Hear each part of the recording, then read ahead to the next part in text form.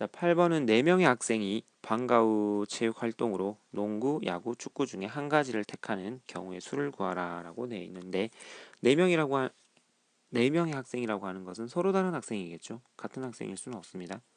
서로 다른 학생이 서로 다른 어떤 활동을 한다라는 거죠. 농구, 야구, 축구. 자, 그랬을 때 여러분들이 이제 생각할 수 있는 거는 이제 중복이 허용됩니다. 학생이 A 학생, B 학생, C 학생, D 학생이라고 봤을 때 A 학생이 농구를 선택할 수도 있고 B 학생이 농구를 선택할 수도 있고요. 중복이 허용되죠. 그다음 A가 농구, B가 야구를 택하는 거랑 A가 야구, B가 농구를 택하는 경우는 다른 경우가 됩니다. 순서가 상관 있는 거죠. 즉 중복이 허용되는데 순서가 상관 있으면 중복 순열을 쓴다라고 했죠. 중복 순열은 파이를 쓰는데 4명과 3개의 체육 활동이 있습니다. 그러면 4파이 3이 될지 3파이 4가 될지가 이제 헷갈리는 거죠. 그래서 중복 순열에서는 항상 어떻게 풀으라고 했냐면 중복 순열은 항상 함수화 시켜서 계산을 해주면 된다라고 했습니다. 함수는 기본적으로 x라는 정의역과 y라고 하는 공역이 있는데 이제 학생을 A, B, C, D라고 치면 A, B, C, D라는 학생이 농구, 야구, 축구 여기에 이제 대응하는 관계와 또는 X에서 Y로 가는데 농구, 야구, 축구를 이제 정의역에 두고 학생을 공역에 뒀을 때 이 함수 관계가 과연 이루어지겠는가에 대해서 한번 여러분들이 고민을 해보면 됩니다. 먼저 앞에 거를 보면은 A라는 학생이 농구에 갈 수도 있고요. 야구에 갈 수도 있고요. 축구에 갈 수도 있습니다. 가능하죠. 일단 뭐 기본적으로 농구에 갔다라고 쳤을 때 B 학생이 역시나 마찬가지로 농구에 갈 수도 있고 야구에 갈 수도 있고 축구에 갈 수도 있겠죠. 뭐 축구로 갔다라고 칠게요.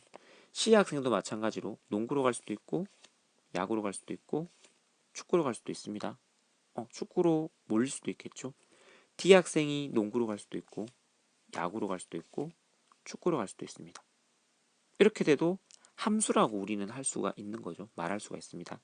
그래서 중복순열은 함수의 관계가 적용이 되면 되는데 얘는 함수가 되죠. 근데 두 번째 경우를 볼게요. 얘도 과연 함수가 되겠는가? 농구라는 게 A랑 연결이 됐어요. 즉 A 학생은 농구를 택했다. 또는 농구반에 이제 A 학생이 들어왔다.